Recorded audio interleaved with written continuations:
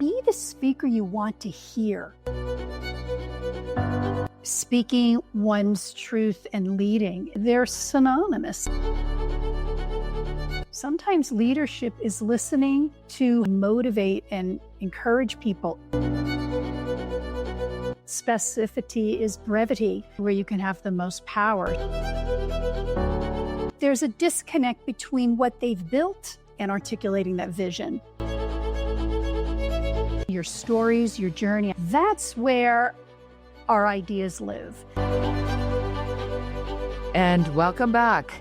Can you really lead a movement if you are afraid to use your own voice?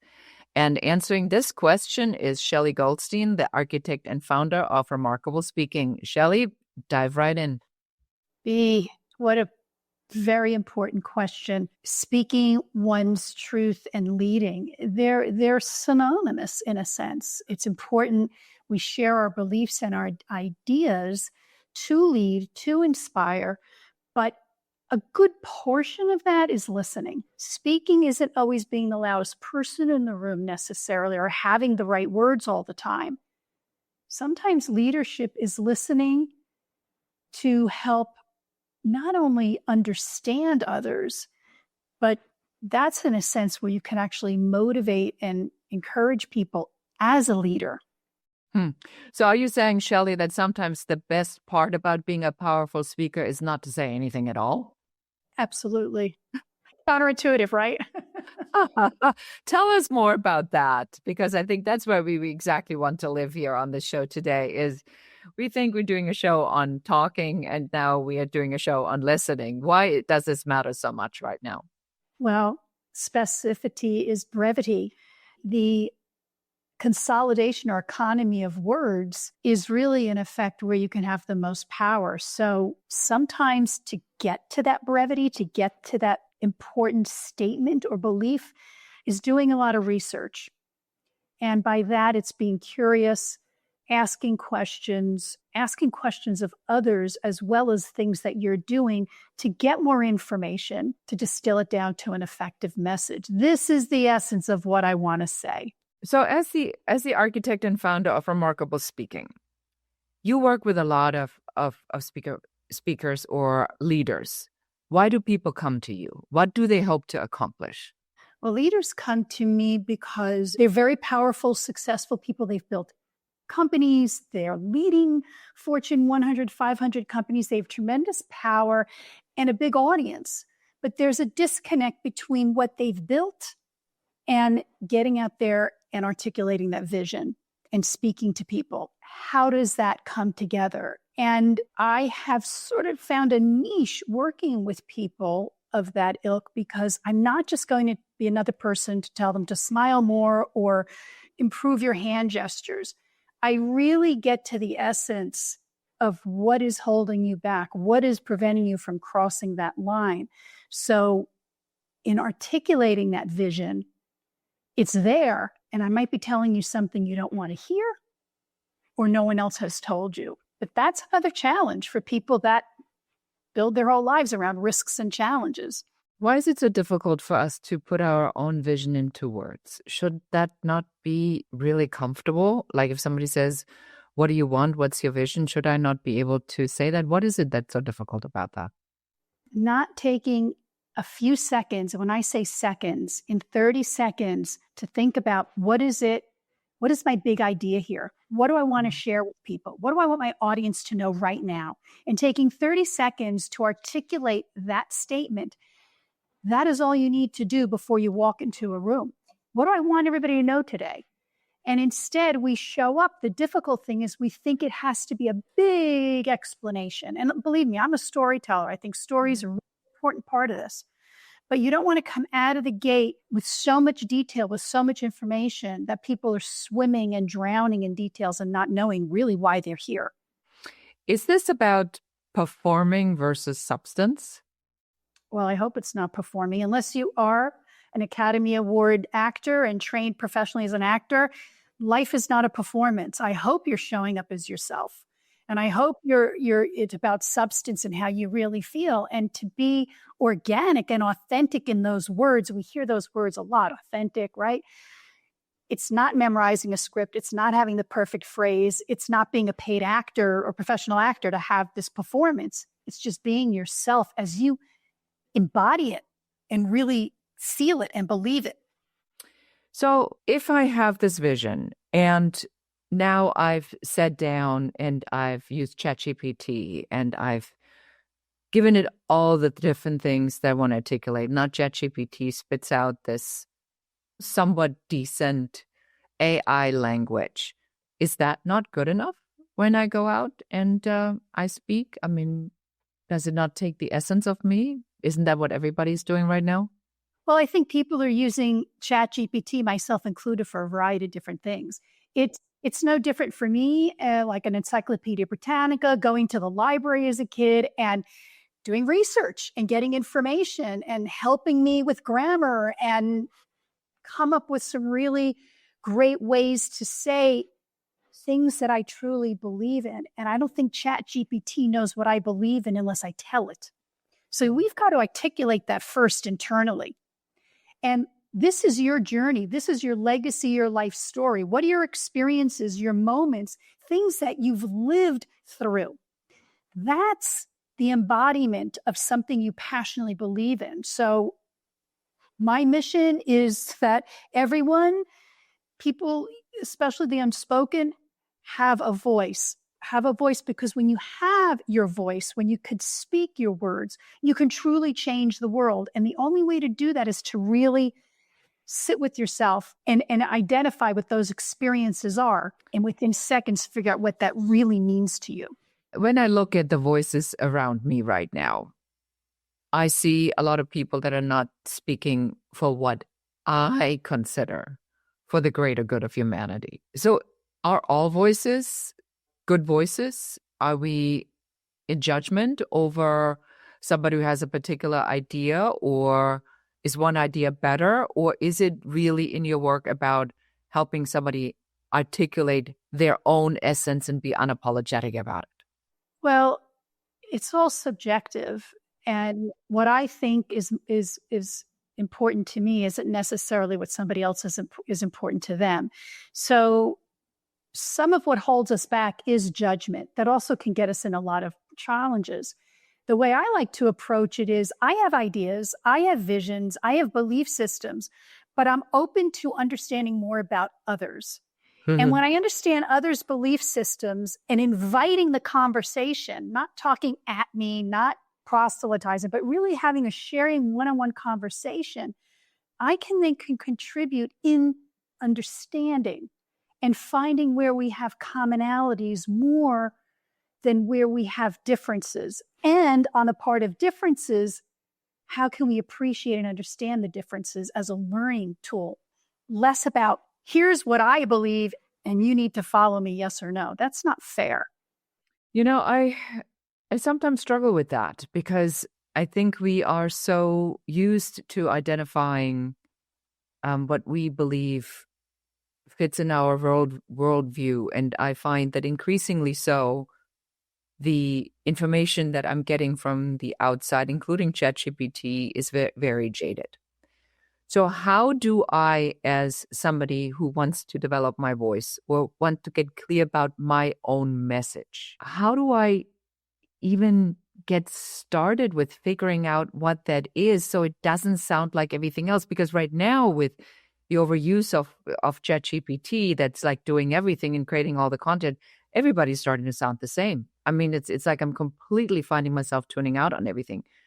What do I do? Look inward. And it's really about looking into your stories, your journey. I spoke about this early. What are your experiences? What have you seen in life? What have you heard about, read about, lived? Those are unique to you. Your perspective of those moments are unique to you.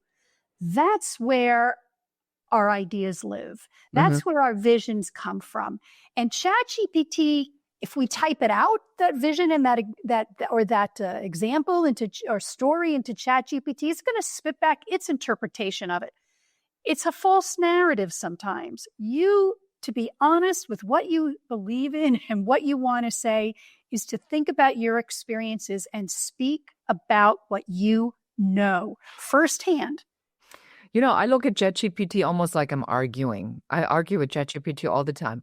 I'll use it almost like a discussion tool because I'm not quite clear what I want to say, because it's a process, right? And as you say it, in the first reiteration, it's like, yeah, it's okay, it would work, but no, it's not precise enough.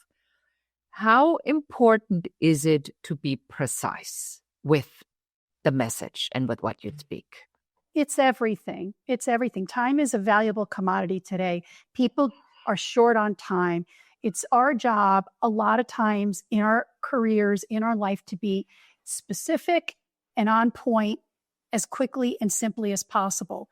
But to the idea of arguing with ChatGPT, it's just going to keep interpreting things. The framework I have developed is a 4-minute tool that takes you through coming up with, speaking out loud those ideas in a 4-minute drill. When you speak using speaking prompts, here's what I want my audience to know today. It comes right to the surface, and the less time you have to speak about it, the faster you realize that vision, because it's really in there. We just can't articulate it because we're judging ourselves as we're speaking. I work with clients all the time. Before they know it, in 30 seconds, they could say exactly what they feel, exactly what they mean, and that leads to a greater conversation. Let's talk about your framework. Take us through it. The Remarkable Framework is a 10-part system that helps you consolidate your speaking. And I based it on a book I read years ago called Sprint, which is about, a lot of companies use this to fast track to prototyping in businesses. And through some cohorts I was teaching a while ago, I thought, well, what if I adapted that idea of short sprints to people speaking? Because when people were in a coaching session, I would ask them, give me your elevator pitch. 4 minutes, 5 minutes, they're rambling and rambling and rambling because the brain is trying to process and do all of this thinking and critical understanding live. And the brain can't edit that quickly. So we tried it. I applied the sprint technique. Why am I sharing this with you today? And leading into meetings, leading conferences, leading podcasts, leading any conversation that way gives people a starting point. You set an expectation. They know what's going to happen. And it's that rapid fire timing, 1 minute, 30 seconds, 1 minute, 30 seconds, that gets you there. So in your framework, the technique is to help the client or the reader of the book to go through these short sprints to help them identify what it actually is that they want to articulate, what they want to say. That's exactly right. Because if you think of your subconscious, it's where all your memories are stored, your experiences, so many things about your life. And if you're really thinking very hard with the prefrontal cortex, the front of your brain, again, it's hard to process and find without judgment and all the other things interfering. So yes, the framework forces you to reduce time. It's when you have more time, you procrastinate. This forces you to get to the point faster without judgment. Boom. And that's exactly the way it happens. Yes, in seconds, you can access that idea deep in your subconscious. And you're like, wow, I haven't thought about that in a long time. That's incredible. You talk about a phenomenon of the perfect leader and why this is really hurting real people. In this TED style delivery, Steve Jobs, that when we see these perfect leaders, why should we not look at things like that when we speak? Or should we? Well, we all have a different idea of who's a perfect speaker. And I'd have to refrain from that word perfect because I think it's an unfair label. We're human. Humans are far from perfect. But it's what we like, who we admire, who has inspired us, who has moved us through time. You remember a school teacher from grade school that did something or noticed a skill in you and encouraged you to play a sport or an instrument. those are the moments we remember. That's what molds and shapes us. And those become the mentors and the great speakers that we quote and think about throughout our lives, as well as leaders that seem to inspire us by what they feel, by encouraging us to create our own version of that. So I need to ask this. It's like, what was this trigger moment for you where you said, I'm going to have to help people to do this? Was there had to be some sort of an event where you go like, I have to fix it. I have to help people fix this. What was it? I was always terrified of speaking because when I was in a college production and I blanked out, and it terrified me and traumatized me that I stayed behind the scenes. I stayed silent for years. And it wasn't until decades later, much older as an adult, that I was forced into a speaking situation. A keynote didn't show up and I was asked to step in their place. Nervous, heavy. On the spot? Like that. No rehearsal, no notes. My knees were knocking so hard. I mean, it was terrifying. That's literally terrifying. Yes. It is. It was. I still think about it and I get nervous.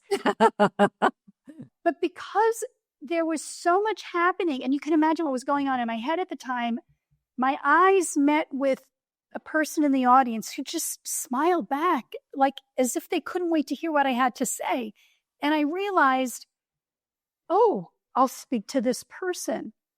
And it was the reaction of the audience that settled my nerves. They were there to hear me. They were excited to hear what I had to say. They had no idea I wasn't supposed to be the speaker. They had no idea I wasn't prepared.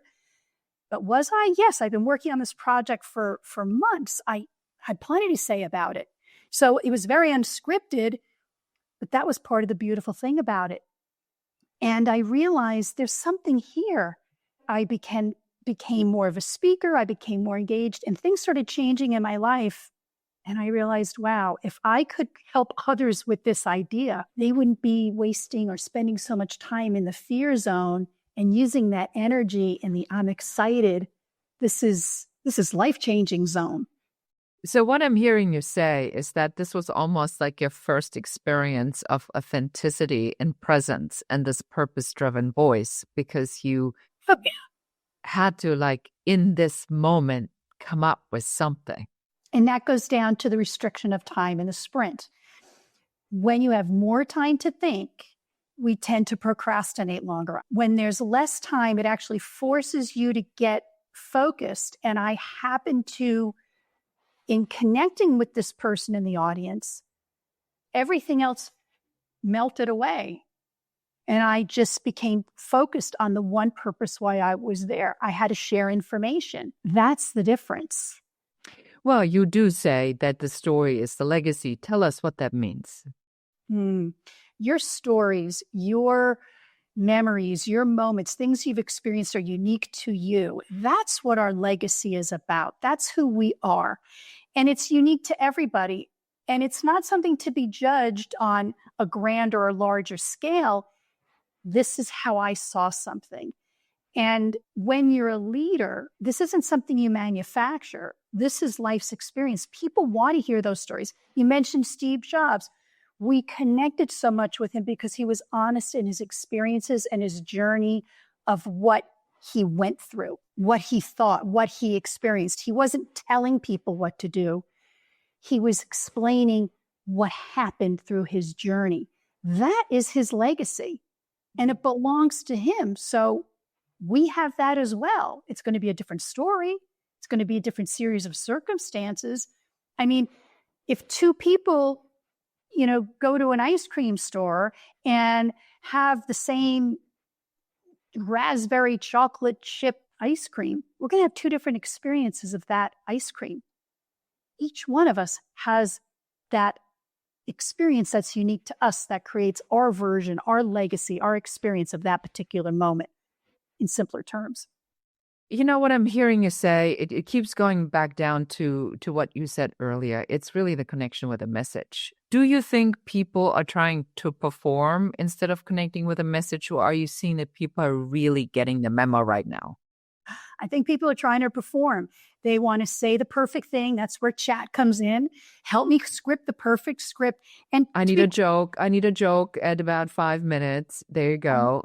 Exactly right. And it's very manufactured. And people know that. People know when it's manufactured. They know when you're speaking from a script. And by the way, if somebody paid a lot of money to come hear you at a conference, they're going to be really upset if you're reading from a teleprompter. I saw Jennifer Siebel Newsom, the governor of California's wife, and it was a women's conference and it was all hype. And oh my God, there she is.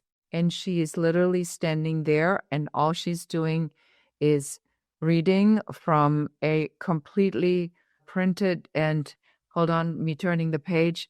I was shocked. I was like thinking to myself, how can somebody at this level of expectation of the public, for you to be able to access this moment that you're in as a woman at a woman's conference, that wow. What is she worried about? Is she worried about that she's messing up? Is she worried about that she's not making her points? Why do we do this? Why can we not trust ourselves? What is it? Because we're not experienced speakers, or we don't think we're experienced speakers. And the truth is, we speak every day. We're experienced speakers. So what's different between me talking to you, me talking to my friends at dinner, or me being on a stage with 100 people? Very little, other than the circumstances. So with Governor Newsom's wife, it comes down to be the speaker you want to hear. Mm-hmm. And knowing you don't have that training. You've got great ideas, but you do not feel comfortable expressing it. So the lack of trust, you rely on notes. And there's nothing completely having some notes as triggers to remind you of certain things. And of course, professional politicians and actors are in a different category. When you're there invited to a conference to speak up, know the difference that people are there to hear you speak, and you want to be that speaker that you would want to hear. And that means she needs training. It's okay. You can call me. I'll help you on the QT. That's what it's all about. I can't talk about 90% of my clients, and that's fine. I mean, it's a shame she didn't pull out the stops for that, because that could have been remedied very easily. I mean, and in all fairness, it was a long time ago. So this was very early on. I don't really remember. This may have been very early on when she's been a filmmaker, and she's an accomplished, powerful woman in her own right. Absolutely. And I think the reason this is important to bring this up is simply because when you cannot step into the expectations others have of you in this moment, you fall flat. And then you leave an audience of a disappointed room. You can't fulfill others' expectations. You have no idea, unless you speak to all thousands of people that are going to hear you. You have no way of filling, and that's the first mistake. And the truth is, you need to be self-expressed from your ideas, and you set the expectation. You have that power as a speaker. I'm here to share this with you today. You may not agree. You may not you may have a difference of opinion. That's fine. But I can't set an expectation beyond that. I can't anticipate what somebody wants to hear other than my story. Mm-hmm. And so what I meant by that is the expectation. I expected a good speaker, and I was very disappointed. And that puts pressure on people. That's what puts pressure on people. And when it comes down to it, nuts and bolts, it's really being able to have that conversation, but it's the opposite. It's not being scripted. It's not having the perfect words. It's really speaking your stories as you know them. And there is a way to do it without memorizing scripts and connecting with people in a way that is organic and friendly. Mm-hmm. So now that we've covered when people hide behind scripts, let's help them out. So where can they find out information about you and your work so they can learn how to be more present and more impactful in the way they show up? Remarkable Speaking, a framework to embody your voice and your vision, is my book. And you can Google that on Amazon or Barnes & Noble, anywhere you find you find your books. And Remarkable Speaking is my website. And of course, I have a YouTube channel where there's lots of videos and I talk about a lot of these different topics. Okay, and we'll make sure we'll sort of mention that. I want to drive this point really home one more time.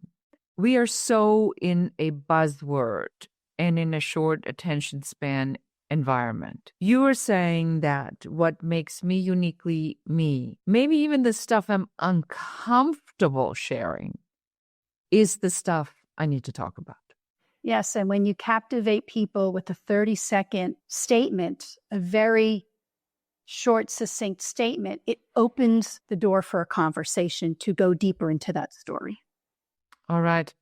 So we talked about your 4-minute messaging drill, and we talked about where people can find you.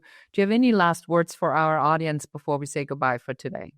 Absolutely. I think in the business world today, where time is valuable, it's a valuable commodity, and brevity is actually profitability. Use a tool, a framework to help you achieve that specificity and be the speaker you want to hear. Excellent. Wonderful. Well, I think that's it for us for today. Thank you so much for being on the show and sharing your knowledge. Thank you, B. It was a really important and timely conversation.